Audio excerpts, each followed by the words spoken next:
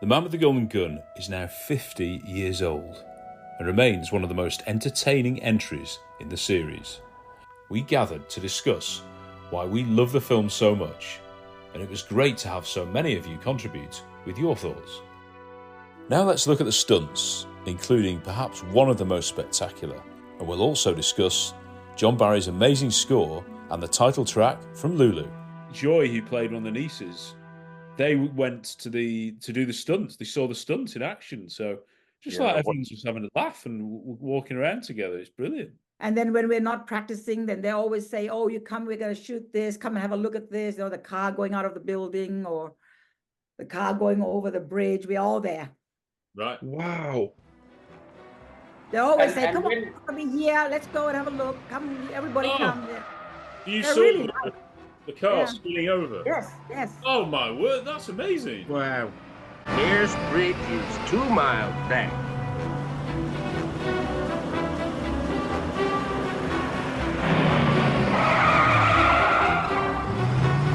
God damn! What's going on? What the hell are you doing now, boy? The bridge is that way! You're not thinking that. I sure am, boy. Never heard of Evel Knievel.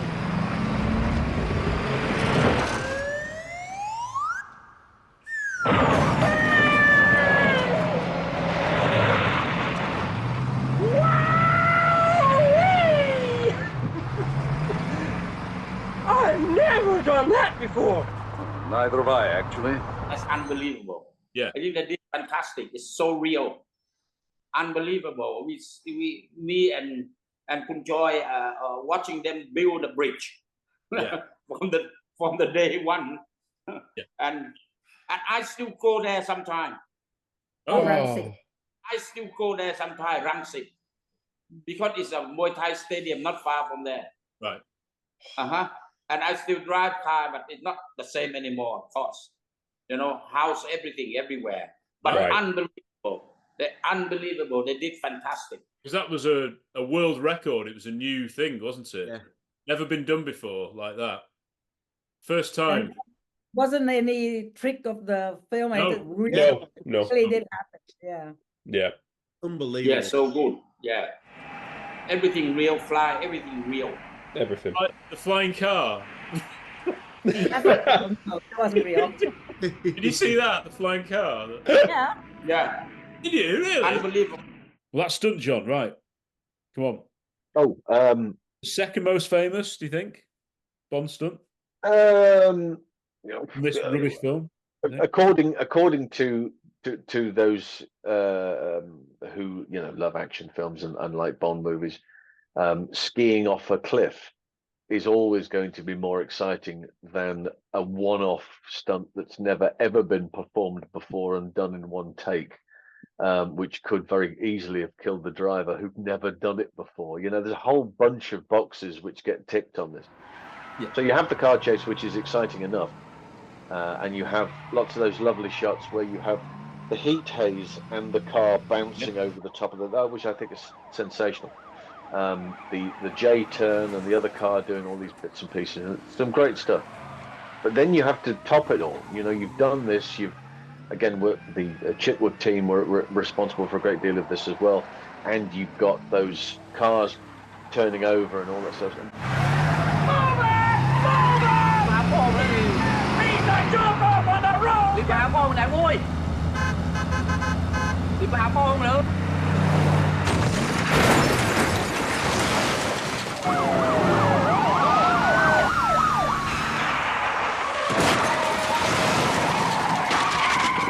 Then you have the final moment where the bridge is that way, the car's on the other side of the river, and now you've got to get him from one side to the other. And the idea of creating this phenomenal ramp based on those particular designs by Milligan Jr. and putting all of that information into the computer, which had been designed originally to look at car crashes, high-speed car crashes, and they worked all the trajectory and per second, and they worked all of that out and fed it in to what would it be to get it from point A to point B, and it came out with this ridiculous type of and I say ridiculous now and they say ridiculous then. It just kind of, we fed the information in and it gave us an idea of what size and shape we needed to get it from point A to point B. So they built it, and on the first take, it's because they've been rehearsing it for a little while, but on the first actual take, it sailed across. It is the most perfect visual car. It's shockingly filmed. I mean, that's the only thing I will say. It should have been at least 4 cameras on the damn thing and having it from all angles. However, that locked off shot that they have, and it goes from one side, it flips beautifully 360 and lands on its wheels the other side and simply drives off.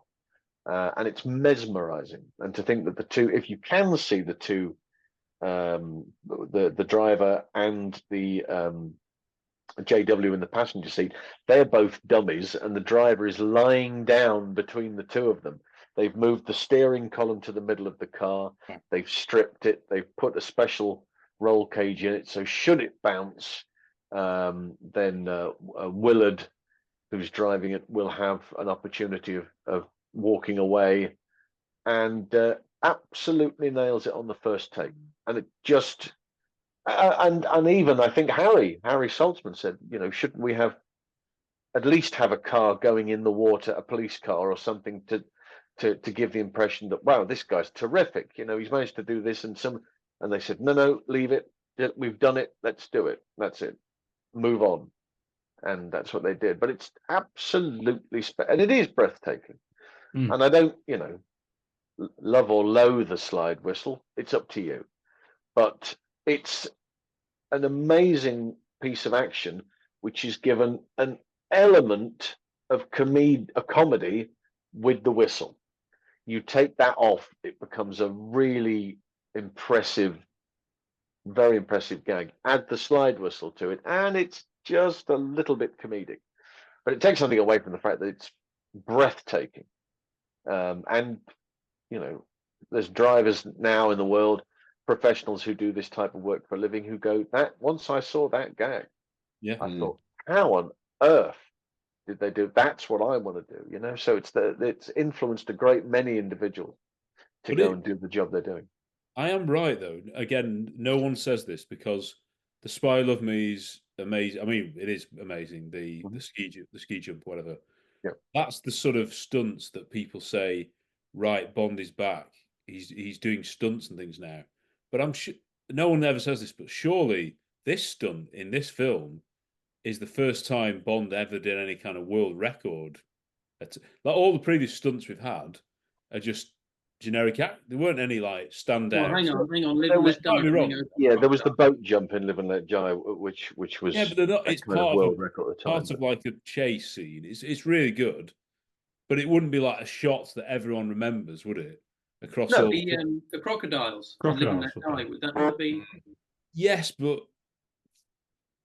it's the crocodiles is a very specific crocodile is a good example. But that's I think also primarily because of the location. You know, they turned up. The point I was making is that it seems to be the Spy Love Me stunts that people that sets off this new trend of these incredible stunts. We need one in every film. Whereas I don't think Live and Let Die, Man with the Golden Gun, people like at this stage in the 70s, one of the staples of Bond is you have to have. It might well come down to the context, though, the stunt in terms of, if you think about Spy Love Me, all the time that is in the air, you've got time to catch, it's jaw to drop. Yeah, I'm saying that this one now, this is the one that kicked it off. Is my point that we want to see Bond in a vehicle or doing something in the air. Yes, but because of, I think that the soundtrack of it and the filming of it do give it a comedic moment, and in that it's something about it's incredible, the danger, the possibility that this guy could actually die doing this, right? This is a motor vehicle and it is traveling at speed. It absolutely has to hit that ramp at 47 miles an hour, whatever it was. It was very, very precise. and the complete turnover, the complete flight, the perfect landing the other side, it's absolutely faultless. Mm-hmm. But because it's got that down the other side, it kind of takes something away from it. It belittles Spy, it. because they have silence. Yeah. Well, do you know, when I was watching this as a kid, I thought it was a model because had it been done for real, I think I know this wasn't the full thought process I went through, but I think this is what was in my head. If they'd done that for real, like you said, John, they'd have had more cameras. You'd have a different angle. When it's a model, it's quite often one angle to get the perspective so everything looks big enough. Exactly, yeah. So I think I just thought, well, they obviously didn't do it for real. That's a model. Yeah. And because they made a gag out of it, a joke out of it with the whistle, I think I thought, it's just a model. For years, I thought that was a model. This is the fundamental aspect of that scene and how music can change the dynamic. But basically, that music, that whistle, changes the dynamic completely. If you take that away, you have a very different scene. And I mean, I love it for what it is in the context of the film, but I would love to see that I'd love to film without the whistle at the same time, just to see how it changes the dynamic. But there is a version of it where the Bond theme plays which kind of works. But again, I don't know whether it should. I think it should be silent. I think it just should be the jump going from one side to the other, then hit it with the Bond theme the other side, or something of that nature. Because the thing is, Barry's rendition of "Let's Go Get 'Em" is one of my favourite tracks from the sound. I think they should have started the run up to the jump with that music, stop it, do the loop, hits the ground, dun dun dun dun dun dun, dun, and then carry on. Carries on. That would have. In fact, that's our next challenge, boys. We need to do an edit of that scene with "Let's Go Get 'Em," because I tell you, that will be superb. Yeah. And they should have had a camera at the end where the ramp is of it landing. So you should have cut to that. You could have started on the wide, the angle you used, and then halfway through, while it's in midair, cut to the other one, seeing it come right over and land on the ramp in front of you. The tricky thing with that is, though, there wasn't another camera on it. Maybe they just didn't use it in the edit. I bet there's some rushes somewhere. The tricky thing is, though, it's you'd want to you'd worry if you put a cut in, then people might not buy it.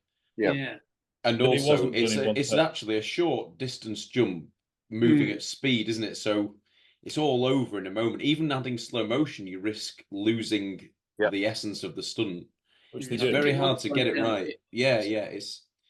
It's hard. I think you're probably right in terms of drop any sound effects, big emphatic music when it lands. I think that's probably right, the best. Which is what they do. So. I bet there were some film rushes though, but from another angle. You wouldn't do such a dangerous stunt with one camera. Coming out the camera.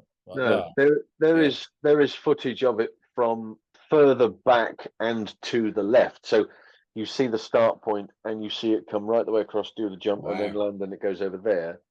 And I think there is some cine footage somewhere of a head-on perspective, and that's what I would have liked to have seen. But it's certainly not taken from an actual film perspective. It's somebody watching who has taken footage of it, So then maybe they did just have the one camera. Maybe they didn't think he was going to make it, which is a possibility.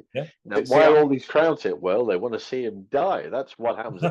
It's the Evel Knievel approach, Knows he can't make the jump, but there's 70,000 people in the stadium and they've all paid $20 each. Well, I'm going to do the jump then. See, I'm old-fashioned.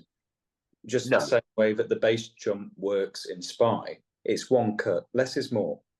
But if I was going to have an alternate camera angle, I would like to have seen it from the car's perspective. So a camera at the front of the vehicle as it's turning. That would have been interesting.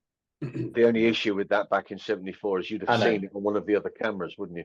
Exactly. They weren't small back then. They were. There's a moment in Dukes of Hazzard where the General Lee jumps a ravine, and you can see a camera literally attached to the side of it, caught by that camera over there. So they would have had to work out a different. But yes, I think a different angle would have made a difference. Certainly. Yeah. Oh, so that's where it belongs. Our famous Solex in the still down there transmits heat to the thermal generators. It's collected through this. But where is it collected from? You need the sun.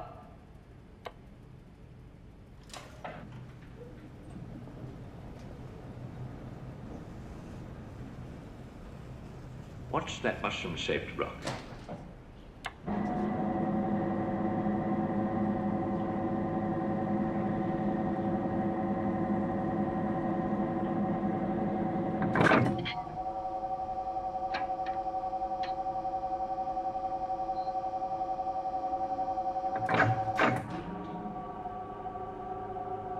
Ingenious, isn't it? The panels lock onto the sun and then track it automatically. Something like that, yes.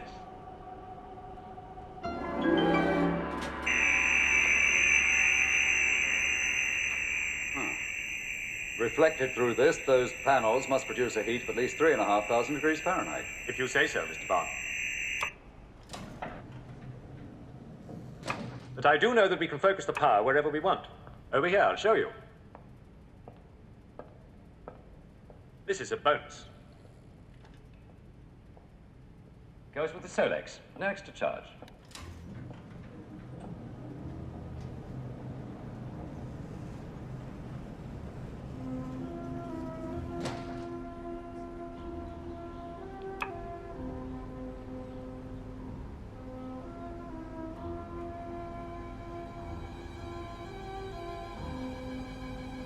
This is the part I really like.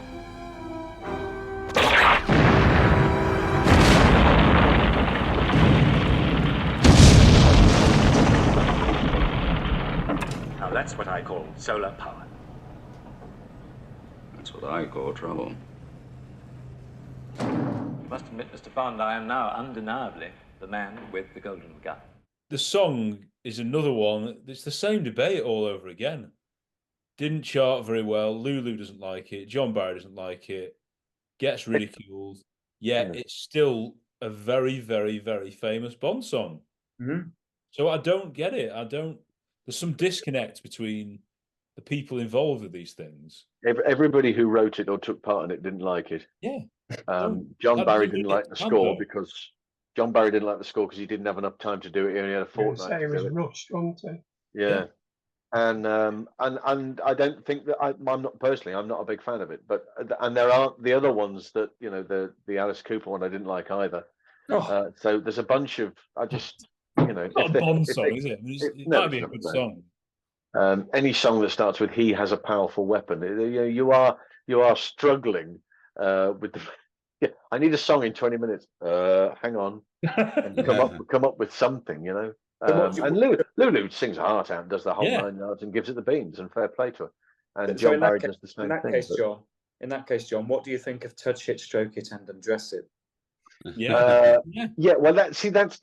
Diamonds has always been a really, I'm a huge Diamonds fan. I love that song very much. But and the appeal of it is that the diamond is not supposed to be a diamond; it's supposed to be a man or a phallic symbol of some shape or form. Yeah. Now, with Man with the Golden Gun, it's made relatively clear early on that she's talking about Scaramanga, and she's telling you about what he does and what he does. Will you be the target? Well, we shall see. So I can see that there's all of that bits and pieces tied into it. But after Live and Let Die, you were always going to struggle to find maybe a big, because you've got Live and Let Die, you want to top that. Yeah. And you're going to struggle to top. As it goes, over the titles, it's great. That's an argument with a lot of things. You go, well, I'm not the biggest fan of it, but on the titles, it really works. And that's happened. Yeah. So on that respect, yes, I like it. Chris, come on, this is your moment. The umpteenth time to talk about it. Yeah, like a broken record. I really rate the song. I feel that Barry was heard Live and Let Die, thought I can do something like that. Yeah, agree. And really tried to do something with much more momentum and sort of heavier, and I've just always loved the track. I think it's a proper belter. Every time, as soon as I hear it, I can't help but kind of smile and think this is really, it sounds like really exciting theme song for a really exciting film. I love the score as well. I think it's one of Barry's best. I think it has a real mix of lushness and the dramatic. It seems at times that it gets quite kind of, there's quite moments where it sounds like more like a traditional thriller than anything. So I'm a big fan of the score and the song, and it works really well. And again, like Barry does, You hear it all the way through the film with the score, and it's brilliant. So I think it's one of my favourites. When Cue the Music do it, it's just fantastic with the live electric guitar. And in the latest tour, Warren has done a piece about the music of The Man with the Golden Gun. And it's quite technical. He goes into it that he thinks just with a couple of changes at the beginning in a different key, a slightly different rhythm. I mean, it's even above my head. John might be more, the two Johns will know a bit more, and Steve with his guitar, but how they do it slightly differently, Cue the Music, to make it as if that's what I would have done, without disrespecting John Barrett, obviously, anything like that. But it's always the one when they perform it. I'm like, goodness me! This everyone must. I look around like, have you heard this?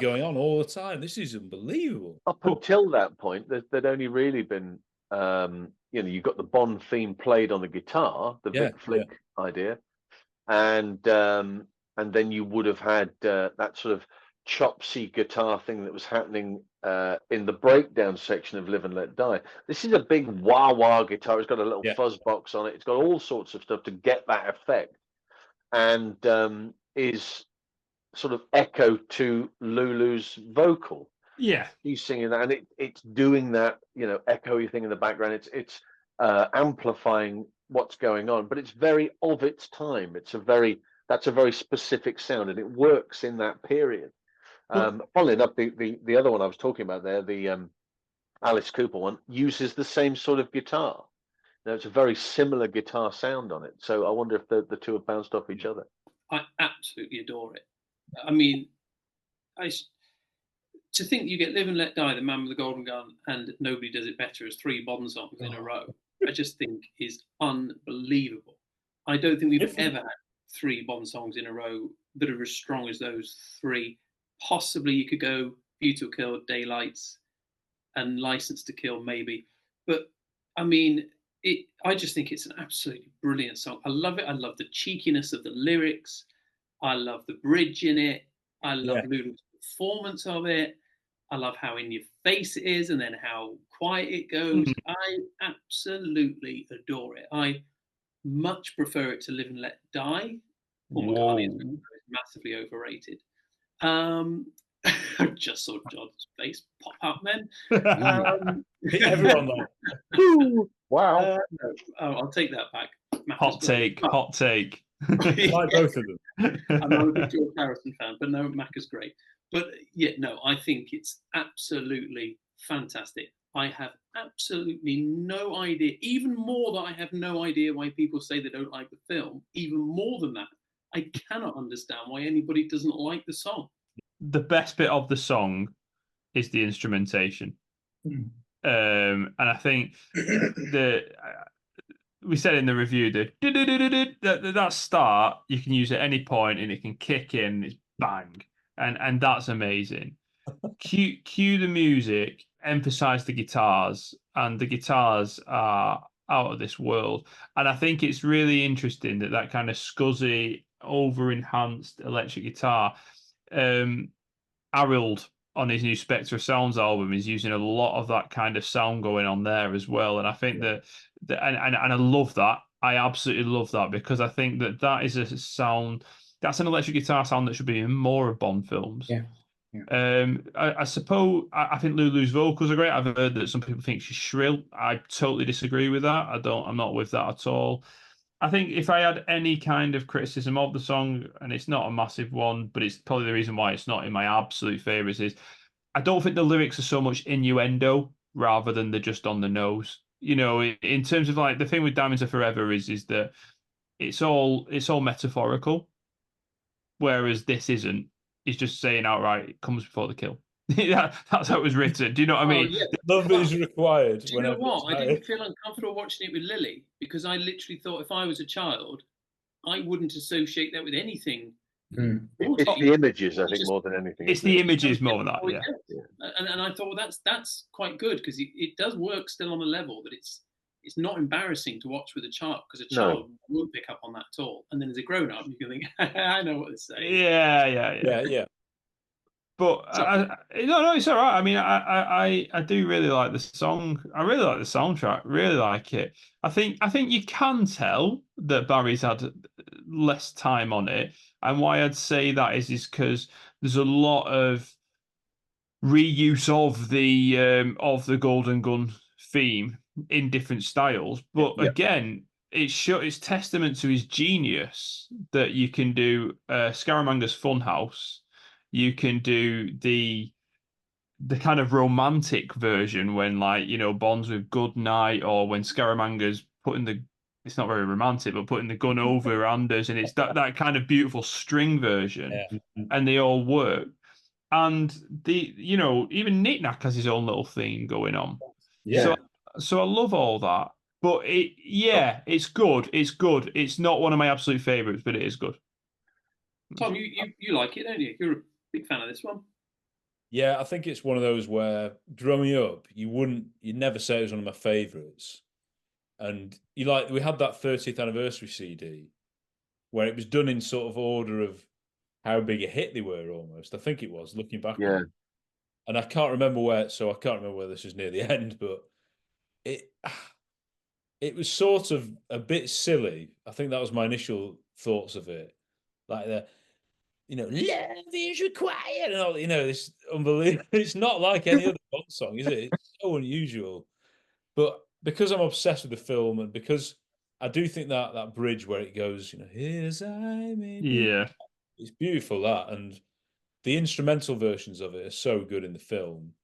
I've come to really, really love it, like I think Chris has. And I think I do agree with John. It's perhaps he's frustrated, John Barry, because I think he only had like 3 weeks to do the entire score. Didn't have much time at all.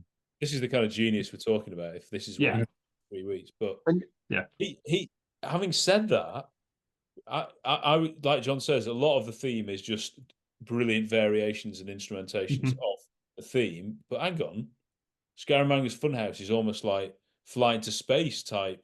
Yeah, this is nothing to do with anything. It's right. Symphony, and then the bum, bum, bum, like, whoa, right, that's another theme. Yeah. And there's just the guy's just a joke. I do think, George Martin's score is unbelievable, isn't it? For Limited Park. Yeah. But that's probably more limited. This is even more, and the Oriental thing. I know Hip's Trip is fantastic. Yeah, nowadays it'd be like you'd get somebody who lived from the area maybe to help compose it, but it doesn't need to be too on the nose. No. There is just that gentle Oriental, like the Bond theme, like it's just playing an instrument when we're in Macau. It's like, right.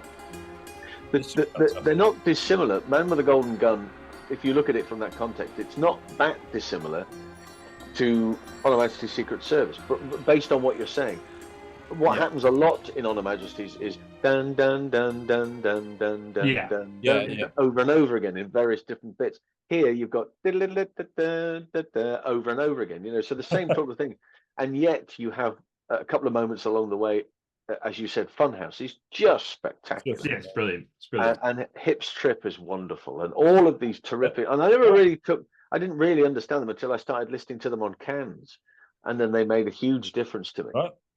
So if anybody's never done that, that's certainly something that you should do, is listen to them. And there are moments in it where you suddenly start appreciating it. I think it's a very good score, even though it's not regarded as one particularly, but I find it it's certainly one of my favorites. I love this score. You can tell it's written very quickly, but that's the genius of John Barry. He makes a masterpiece out of what he's got, and the varying themes. And the thing that nobody else touched on this, and the thing I love about Golden Gun and also Moonraker, you've got the varying end theme that takes the main body. Oh, I see what you mean. Yes, is totally different to the beginning, and Lulu does that fantastically well.